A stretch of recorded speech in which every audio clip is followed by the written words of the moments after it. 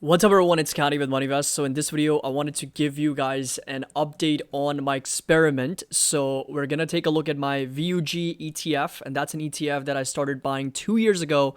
Did a very specific video on this particular experiment, why I was getting started, why this was the ETF. All of that was broken down in my other video 2 years ago. I've given you guys consistent updates. I think every 3 months or 6 months I've done videos, and it has not been an easy journey considering the bear market of 2022. And the main reason for starting this experiment was to simply understand that regardless of the price, regardless of the price, right? If you simply dollar cost average into an ETF, a broad-based market ETF, where would you end up years later? And that's why it's such an interesting experiment, because you start this like years ago and you continue to follow along on the progress and continue to update on where you are.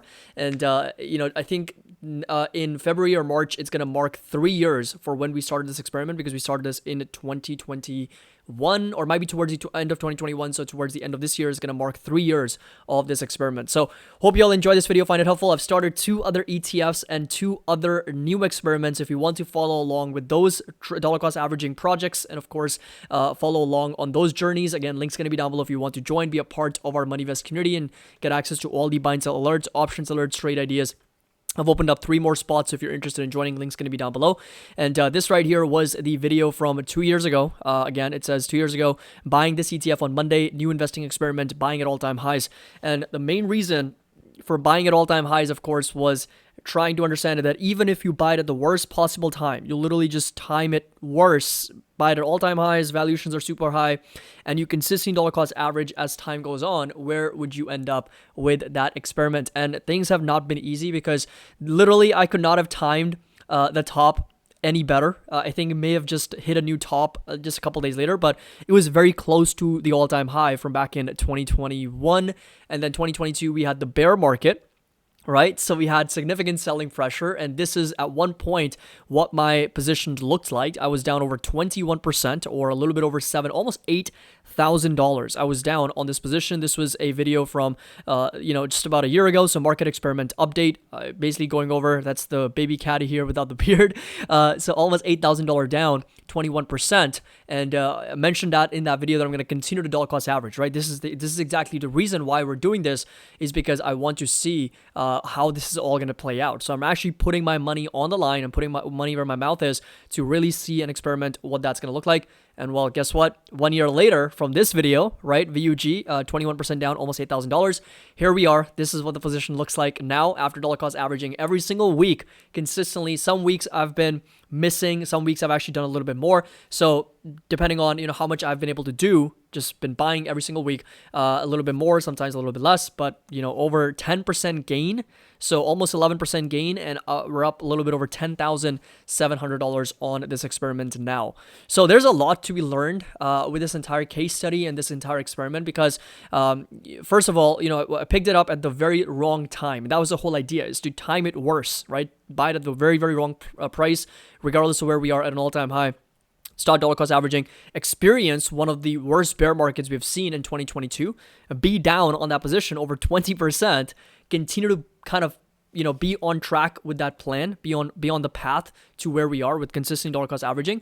And then eventually, of course, when the markets did recover, we saw almost an 11% gain, and it's now up over $10,700 as VUG kind of hits a new all-time high.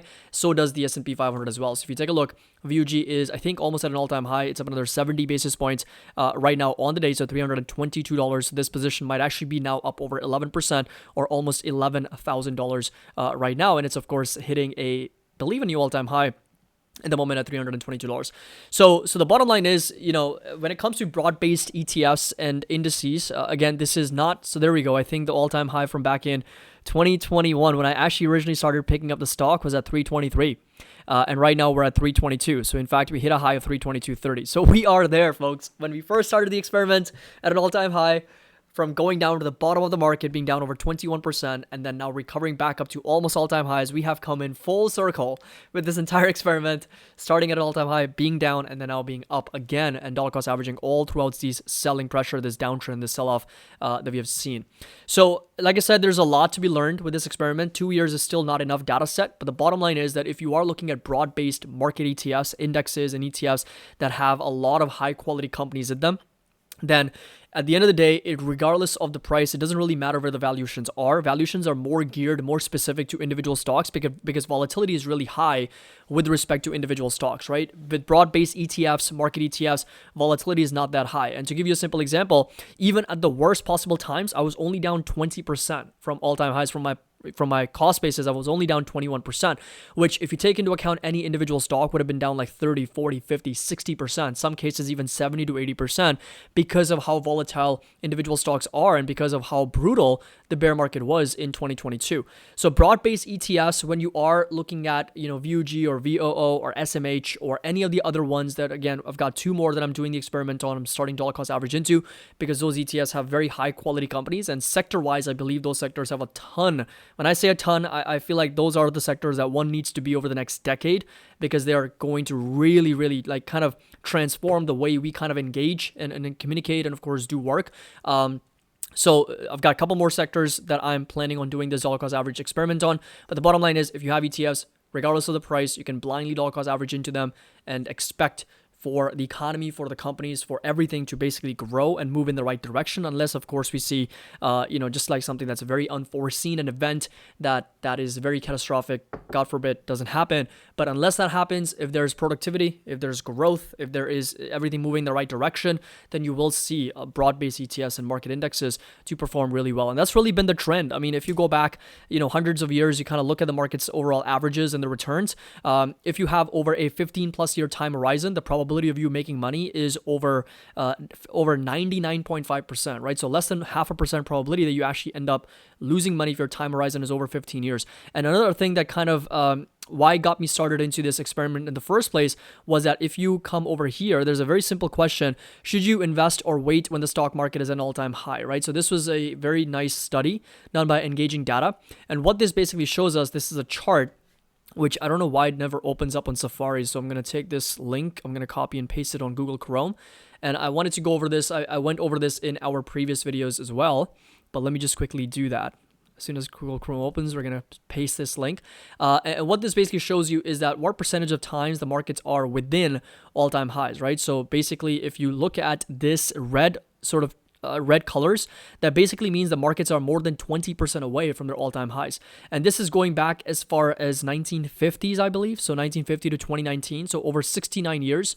What you'll notice is the S&P 500 is down over 20% from its all-time highs only 17% of the times.